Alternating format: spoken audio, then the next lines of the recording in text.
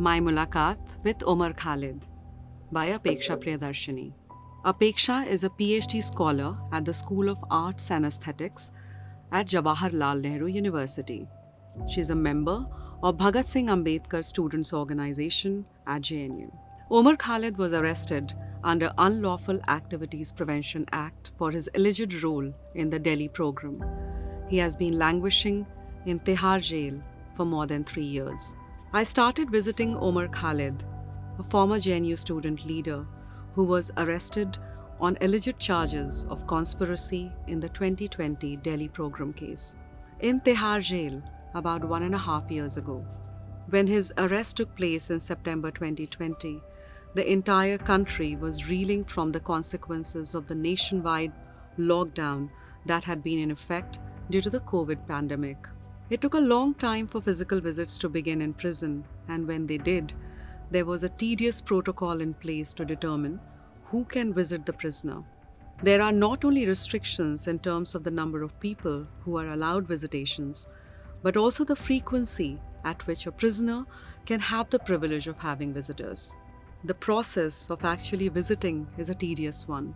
One has to make a booking for the visit well in advance. Once you're there, on the allotted date, you must surrender everything you have except your ID and things that you're allowed to take for the prisoner. Very basic amenities like money, which must be deposited separately at a counter inside into the prisoner's account, a limited number of clothes or a blanket, and legal documents, if any. As you enter the gates, the prison security takes its time to scan every article that you're carrying to give to the prisoner. The prison staff patiently dissects everything.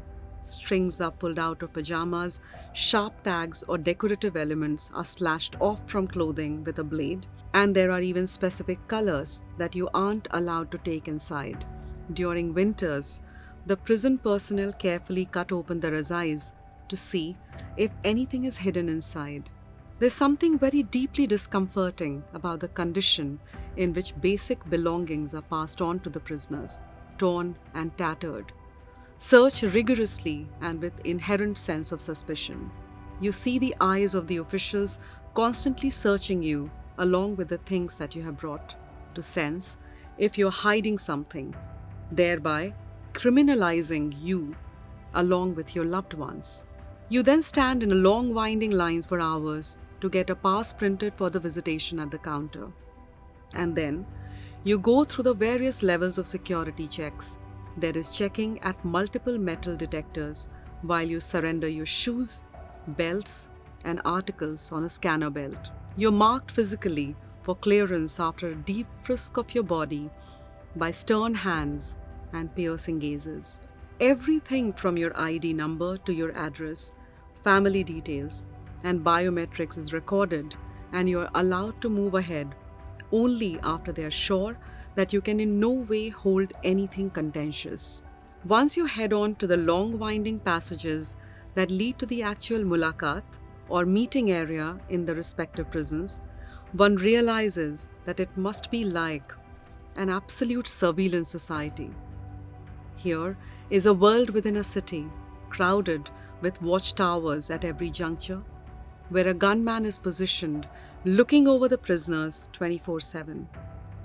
There is an eerie silence except for the banter of the guards.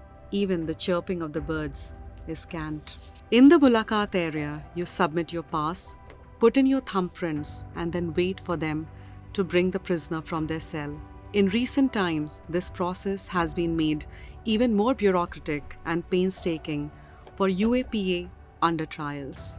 One must often wait up to 2 hours for the paperwork exchange to happen amongst the security officials. Finally, you are allowed to talk to your loved one from across a filthy double-layered fiberglass using a landline phone set. On most days, finding a working phone set and a window where the glass isn't too murky is a huge challenge. For this and more, read the current issue of Outlook.